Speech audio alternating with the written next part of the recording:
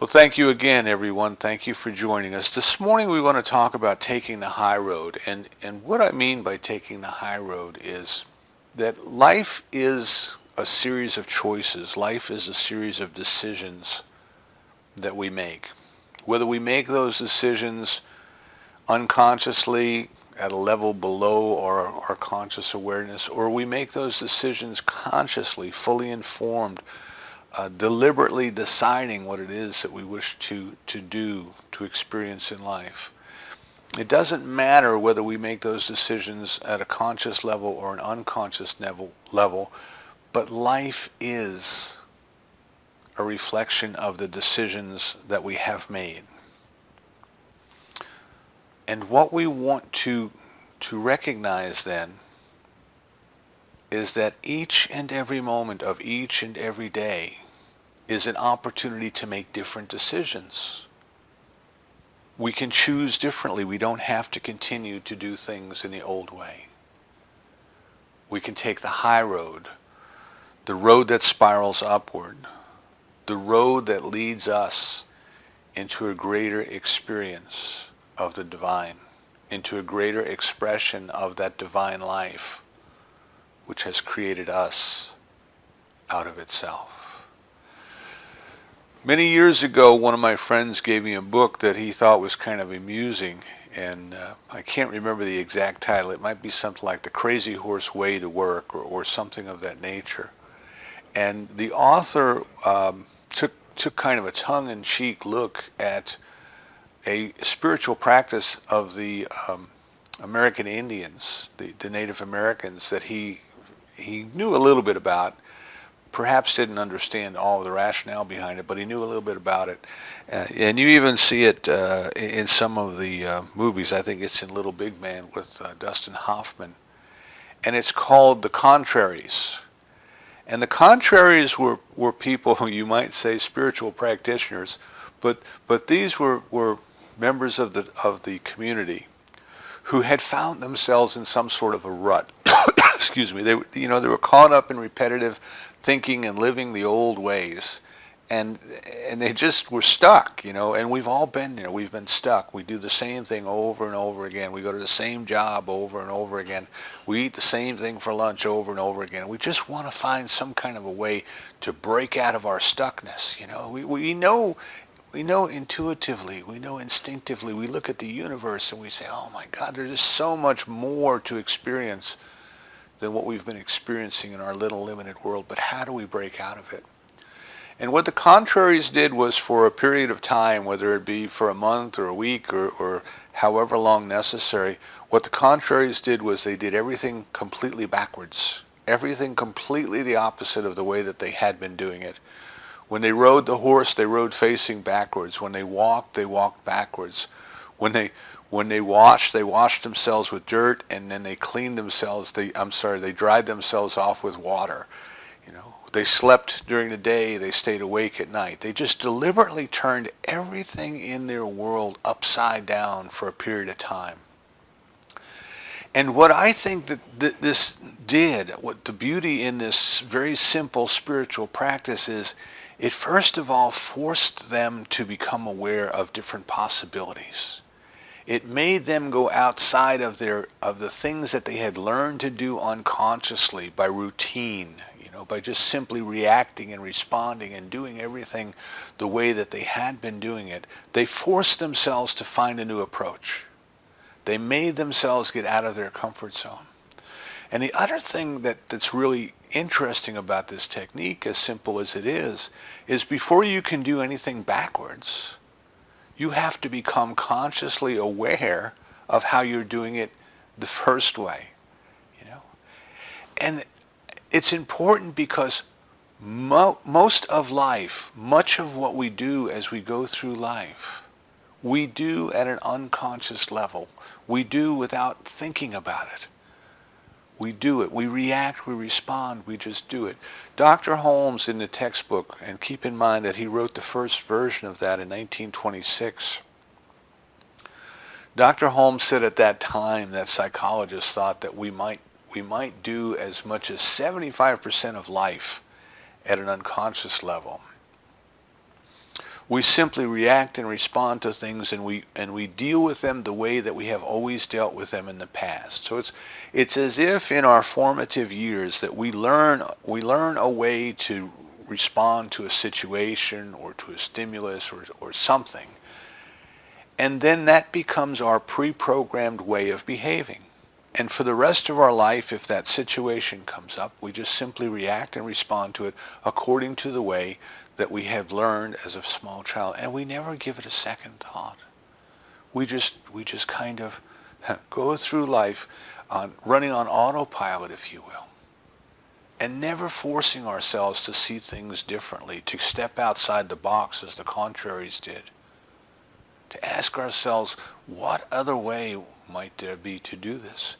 In fact, we never even bring ourselves to the point of awakening to ask ourselves, well, how am I doing this? How am I reacting? How am I responding? How am I living my life? Am I just going through life, kind of going through the motions, doing things the way that I've been doing them for the last 40 or 50 or 60 years? Or am I consciously aware of the preciousness of each and every moment of each and every day, the miracle in the sunrise and the sunset, the beauty in the smile of a child, the magnificence in a blooming flower? Am I here in the game, if you will? Am I in life? Am I participating? Or am I just doing things according to rote, the way that I learned them in the past? So what Dr. Holmes tells us is that for most of us, for most of humanity, at least 3/4 of the time and perhaps more, we are functioning at an unconscious level. But what we want to remember is there is a power in the universe that responds to us exactly according to our belief. Right? Dr. Holmes kind of lays out 3 very simple ideas. There's a power in the universe that responds to us according to our belief. And that belief might be a conscious belief or a subconscious belief. The law does not discern between what we have consciously decided in the moment or what we have consciously decided 40 years ago, and we still hold on to that belief. And we still act out of that belief. So there's a power in the universe that responds to us exactly according to our belief. And what that means then is that if more than 75% of the time the belief that we are using is an unconscious belief, then more than 75% of our lives is unfolding at an unconscious level. We're not really here. We're not really participating. We're only just playing the game, if you will, the game of life just a little bit. And a great deal of our opportunity and our potential, the growth that we could be going through, is wasted. And it is wasted because we are allowing ourselves to remain asleep. Now we need to back up a little bit and understand that this unconscious modality, this routine, if you will, is not necessarily a bad thing. It served its place in evolution. It served its place in helping humanity to get where it is today. It served its place in allowing each and every one of us to be born into the bodies that we are currently in. You know, if you think about all of the individuals who have ever walked the face of this earth, if you think of all of the lines of genetics, if you will, that just simply died out, and the lines that got carried on, I think, it's amazing that each and every one of us can sit here and say that we truly are descendants of the first humans who walked on this planet. We must be. We're here. We won the genetic lottery. We are here. So this whole process of getting us here, this whole process of evolution, was served for a while by human beings being able to learn something new, kind of deciding how to react and respond to it, storing that programming down in their subconscious, and then moving on. And then if that situation came up again, they would simply deal with it in the manner that they had in the past, and this would free up their cognitive abilities to go out and learn and discover new things. Now, that's all well and good as long as when the situation comes up, it can be handled successfully in the same manner that it was in the past. But if something changes, if the situation is slightly different, then what happens is that we will take an action that is not appropriate. We will react and respond in a wrong way, and we may bring greater danger to ourselves. We may suffer the consequences, if you will. But for the most part, if you consider the world in which human consciousness was evolving, it was kind of a threatening place. It was a dangerous place. There were a lot of creatures that needed to be dealt with. There were a lot of situations that needed to be dealt with, and it was important for people to understand, to learn quickly how to deal with these situations, and then to automatically deal with them. So if somebody yelled, "Hey, the tiger's coming," we didn't all stand around and think, "Well, gee, I wonder what that means. What should we do about that? Maybe we should get together and have a meeting and discuss the implications of the fact that the tiger is coming." Nope, when the tiger was coming, the thing to do was to run back in the cave. So people learned how to react and to respond. So that was good up until a point, but we have to come to realize that we have passed the point where that behavior of learning something new and then constantly repeating that behavior from a subjective or subconscious level, it's no longer serving our spiritual growth. It is no longer helping us move forward, but rather it is keeping us stuck in the past. Stop and think. Look around you and think of the people that you know, and think of, excuse me, think of what's going on in the world of politics and news, and how much, the truism that we get from the French, that the more things change, the more they stay the same. How much of what is going on have we seen before? We've seen it all before. We have seen the power struggles in Washington. We have seen the scandals in politics. We have seen all of the things that are going on in the world. We have seen them all before, and the reason is that human consciousness has not changed very much. If you look at the movies that they're making today, they're all kind of pretty much the same. There's a cookie cutter template, if you will, that the screenwriters follow, and they follow it because it's what people have become accustomed to seeing and what people expect to see. But usually within the first 10 or 15 minutes of the movie, we find out who the protagonist is, who is the person who's going to carry that story forward for us. And we usually find out in the first 10 or 15 minutes what it is that the protagonist wants to accomplish. There's something that they want to do. But the first plot twist comes, and somehow they are ripped away from whatever purpose it was that they wanted to move toward, and through some completely unexpected turn of events, they are now moved in a different direction. And they're going to spend the whole rest of the movie trying to get back to whatever it is that we learned in the first 10 or 15 minutes that they wanted to do. But each episode moves along, we have our rising tension, and each little adventure moves along, and something else happens to take them away. And then they work their way through that, and then something else happens to take them away from their purpose. And they work their way through that, and finally they get to something that is just so absolutely powerful and strong that we think, my God, they're never ever going to be able to work their way through this. And either they do, this is the climax of the movie, or they don't. And then we spend the rest of the movie kind of wrapping things up, kind of putting everything in perspective and explaining why this all happened. And what my point is that what the movies are about, what the stories are about, that we have become entangled with, that we have become accustomed with, is they are all about reacting and responding. The protagonist wants something, but something takes them away, and they must react and they must respond to that. And they finally sort their way through whatever that drama happens to be, and then they are just caught up in the next drama, which is greater than the first, and they have to sort their way through that and react and respond and get their way out of that, and then there's another drama, and so on until we reach the pinnacle of the movie. So the things that we have learned to accept in the storytelling of the movies are nothing more than keeping us stuck in the level of reacting and responding. Reacting and responding. And this template is nothing new. Aristotle gave it to us 2,500 years ago.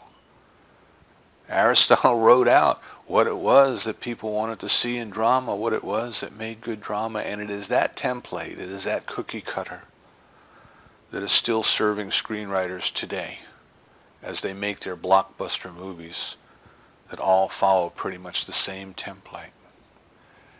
And my point there is that for the last 2,500 years, and Aristotle didn't invent it, he was commenting on something that already existed, but for at least the last 2,500 years, human consciousness has remained entangled in reacting and responding and reacting and responding. If you want to spoil a good movie, you just go there and say, well, why in the world would anybody in their right mind stay in this situation? Why in the world would anybody in their right mind allow themselves to have been in this situation in the first place? But you see, we lose sight of that. We get entangled in the story and we lose sight of all of the things that are going on within that plot that just don't even make any sense, that couldn't possibly happen. We get entangled in the drama and we lose our ability to objectively see other possibilities. If we can sit there as a movie critic might, if we can sit there and we can understand that what is playing out in front of our eyes is nothing more than a story contrived by screenwriters and made by cinematographers. And if we can look at the lighting and we can look at the action and we can listen to the dialogue, the magic of the movie is gone for us. See, we're no longer caught up in the drama, but now we are observing the drama. And if we step outside of the box, if you will, if we kind of look at life in that same way, what we find is that life itself, life in human experience, that the life that we see is nothing more than an entanglement with drama. People become entangled with their situation and they react and they respond and they react and they respond and they struggle. And we all know someone like this. Their life is just one drama right after the other. They go through one struggle and that seems to subside, and then before you know it, boom, they're caught up in something else, and then they're caught up in something else, and then they're caught up in something else. And our society as a whole seems to have lost or never developed the ability to step outside the box and look at what's going on and say, this is all just a drama that's unfolding. Everything that is happening out here in this world is nothing but a reflection of your consciousness. Everything that is going on out here is a human belief system projecting itself into the screen, into the theater of the human experience. We have some groups of people who constantly need an enemy to struggle against, and they constantly find an enemy to struggle against. And they have been struggling against their enemies for thousands of years. It is so ingrained in their belief system that they will have enemies, and they must have enemies, and they must struggle, that they create that situation for themselves over and over and over again. And we have another group of people who think that with all of the great advances that we've made in modern technology, that we ought to be able to share that with people around the world who need it without regard to their ability to pay. And they create organizations, Doctors Without Borders, they create organizations where they go around the world and they use their gifts and their talents and their technology in service to the spirit of humankind. And what we must remember as we look at these two examples, we must remember that each is a perfect reflection of the consciousness behind it. that what we are seeing is human consciousness in action. So what this brings us to then is the realization that if we wish to have a different experience in life, we must detach ourselves from the drama of what is going on around us. We must break out of the story and stop being an actor in the story. And we must start to think differently. We must awaken. People asked the Buddha, what are you? Are you a god? What are you? And he said, no, I'm simply awake. And for each and every one of us, the goal, if you will, of our spiritual growth is to be awakened, to be an awakened being, to see things as they are, not as they appear to be, and to live our lives as the spiritual beings that we truly know ourselves to be. At the very center of our existence, we know ourselves to be. And to stop living our lives as if we're just a pawn in this bigger drama that is playing out before our eyes, as if we had no ability to influence our experience. But there's a difference between awakening and being awakened. There's a difference. In the morning when the clock goes off or the sunlight starts to come through the window, that you go through this period of awakening, this process of awakening. Right before that you were asleep, and you were unaware even that you were asleep, and you perhaps were dreaming and even unaware that this was a dream that you were having. It seemed so real, and it seemed so reasonable, and it seemed so natural, even though what was going on in the dream may have been totally outrageous from the point of view of being even physically possible. You may have been flying without a plane, or you may have been walking underwater, or all kinds of things that we do in our dreams that we never stop to challenge. See, we lose our objectivity when we're sleeping. We don't have the ability to go back and say, well, that's not true. That doesn't happen. This must be a dream. So we're caught up in that dream, and to us that dream is reality. And we never question it. We never stop and ask if there's another way to do it. Unless we're trained to, we never stop and ask if there's another way to do it. And then we start to awaken. And while we're starting to awaken, we are almost caught between two worlds. There's part of us that's still in that dreamlike state. No, perhaps we would like to just pull the cover over our head and go back to that dream and go back to sleep. And then there's a part of us that knows that we are in the process of awakening.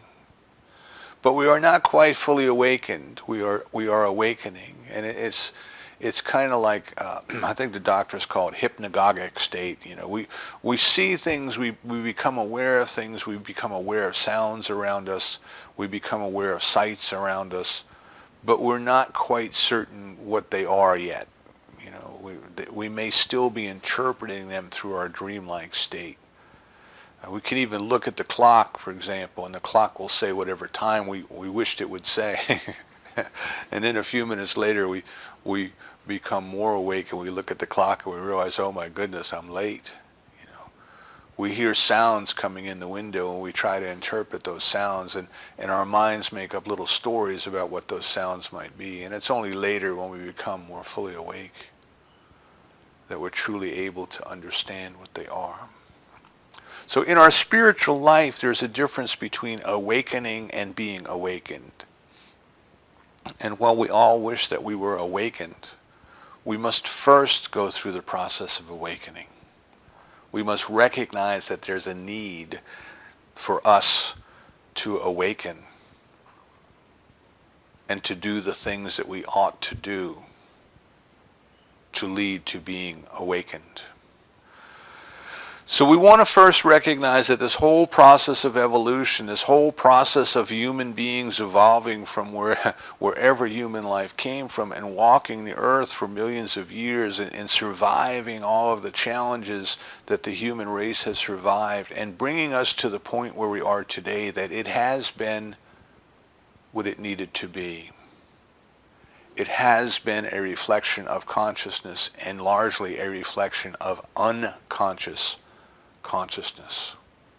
or subconscious consciousness.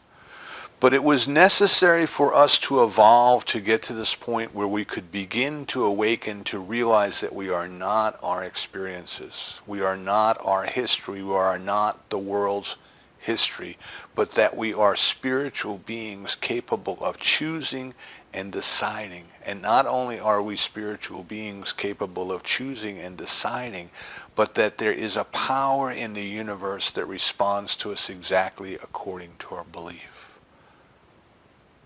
As I said, Ernest Holmes gave us three simple things to consider in his chapter on the power of thought. He says the first is that there's something in this universe that responds to us according to our belief. Life is done unto us according to our belief. And I've already talked about that. You can look around you and you can see how people are living their lives according to their beliefs. That life is an unfoldment of belief. He said the next thing that we must accept responsibility for, we must consider is that everything that happens to us is a reflection of our mental atmosphere. Right? It is a sum total of our beliefs. It is the sum total of our thoughts. It is the sum total of our actions. It is everything that we have ever thought, believed, or done is we're carrying it around with us as a bubble of consciousness, as a mental atmosphere. Dr. Holmes once said that he was giving a lecture, and after the lecture, a woman came up to him and said that she had some psychic ability and she could see his aura.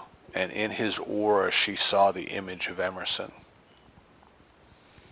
And Dr. Holmes' response was that it was entirely possible that she saw the image of Emerson, that Emerson had a great influence on his life, his being Dr. Holmes' life, his thoughts, his teaching, his philosophy, that in fact Emerson was a part of him. Emerson's ideas had become a part of him. And he had no reason to not believe that this woman was able to perceive the influence of Emerson in Dr. Holmes' mental atmosphere, and the way that she perceived it was in the form of an image of Emerson. So we carry through our life this mental atmosphere, and everything about us and everything that happens to us is in tune with our mental environment, with our mental atmosphere. Even the illnesses, even the accidents, even those sorts of things in our lives, we have to recognize that they are in attunement with our mental atmosphere. You know, as doctors would tell us that most of the human experience is conducted at a level of unconsciousness, we're also taught that most of the diseases that the human beings experience are caused by unconscious mental causes. That the diseases that we contract, that we allow ourselves to contract, that we become vulnerable to, all of these things, that they really have their root in our consciousness. Now, you can say, you know, science would say that that disease in the body starts in the mind, starts in the consciousness, and you could turn that right around and say, well, then shouldn't healing and health and shouldn't we be able to reverse disease through our consciousness? And of course, the world around us would say, absolutely not. It has to be done through some physical means. It has to be done through pharmaceuticals or surgery or things like that.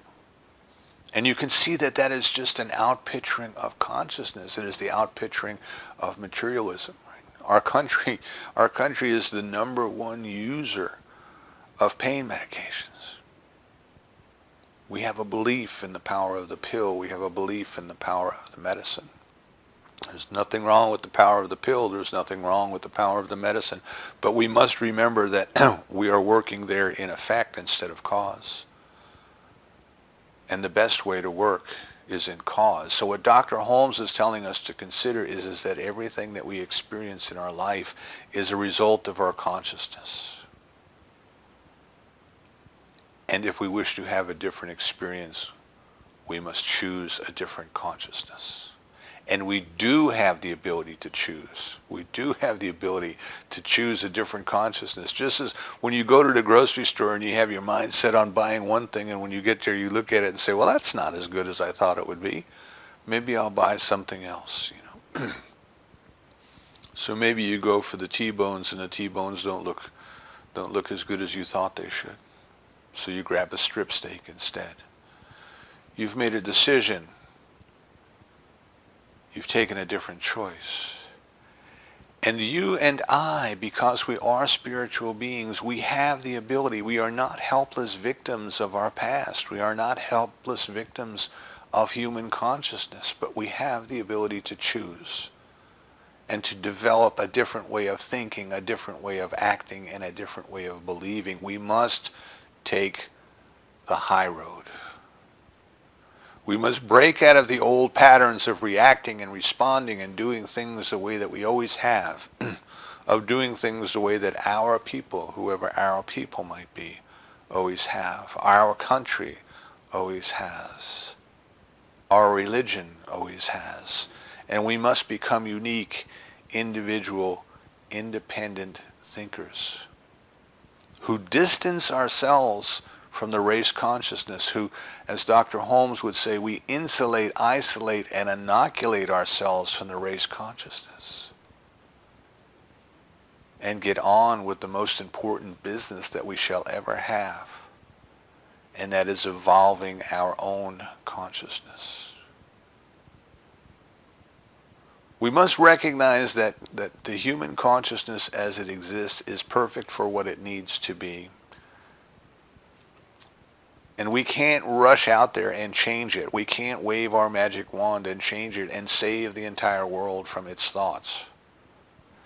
But rather, each and every individual within that consciousness will and must awaken at the appropriate time for him or her and begin their process of awakening.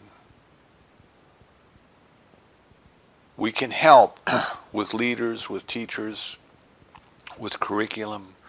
We can help with creating an environment where people, when they begin to awaken, might come and might be exposed to different ideas and different ways of thinking. We can help, but we can't make anybody do anything. We can't make anybody change their thoughts.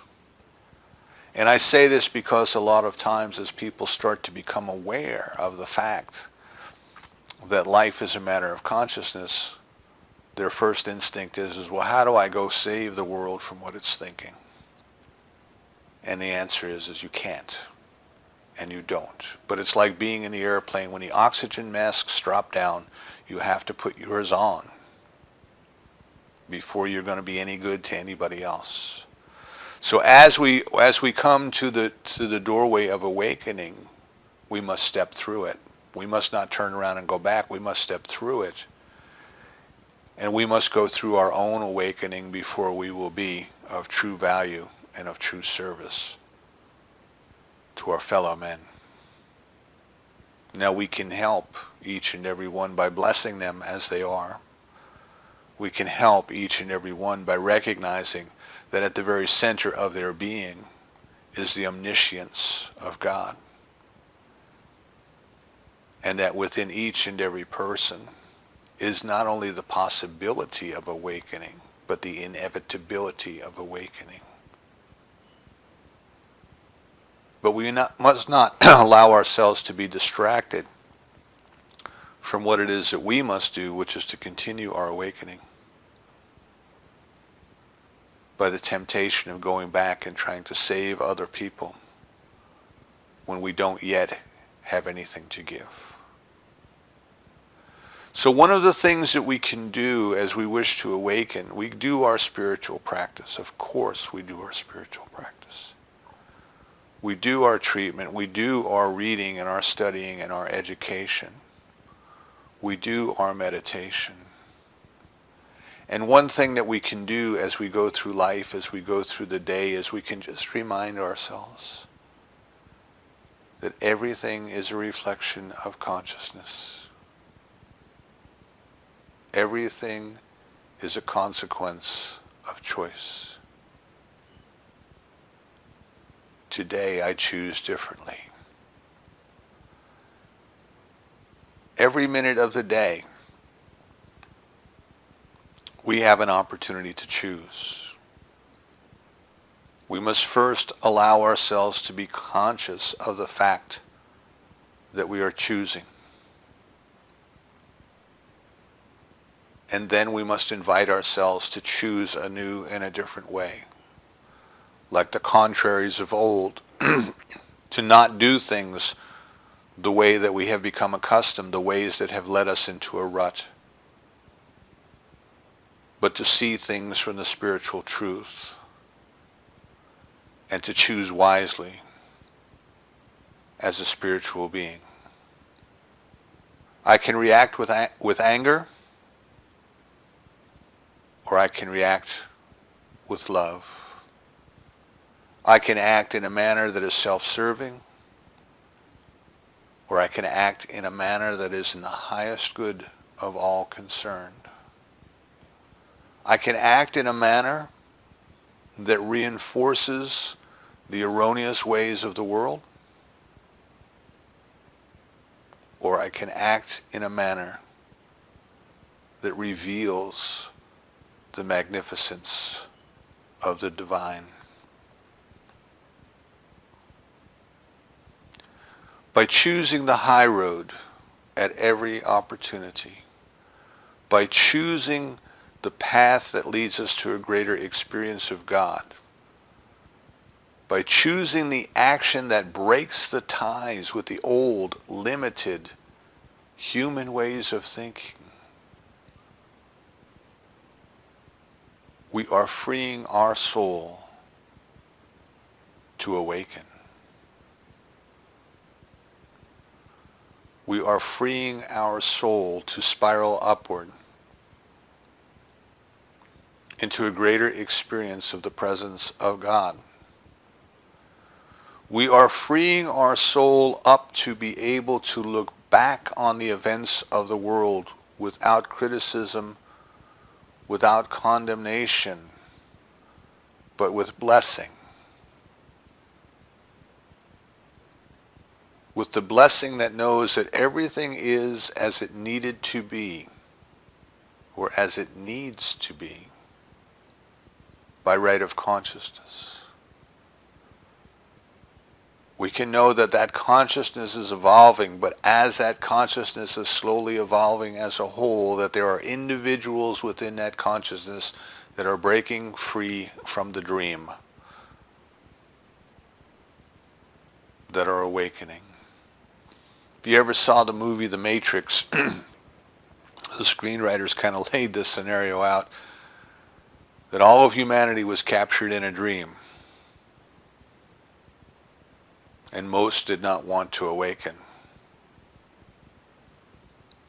But they had to go get Neo, their protagonist, their hero. They had to go and break Neo out of the dream for the betterment of all.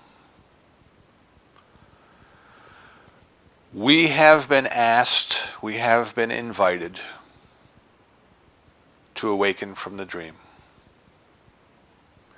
We must let the world be as the world needs to be. And by that I mean we must not get entangled in its ways, in its actions, in its thoughts.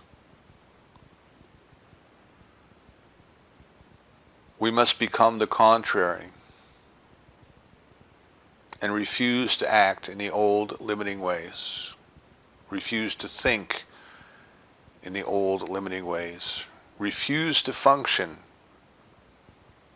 at a level of unconsciousness. And we must make each and every moment of each and every day an opportunity to deliberately choose a better way, to take the higher road.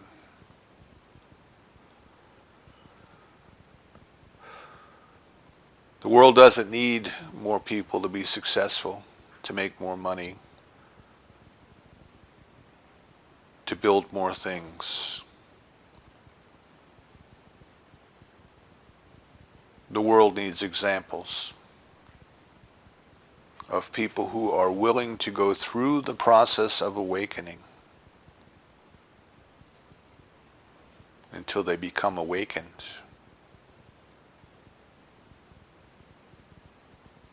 And can reach back and teach and lead and help.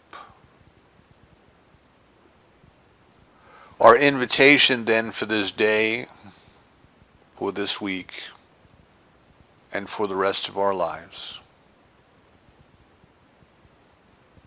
is to awaken, to take the high road,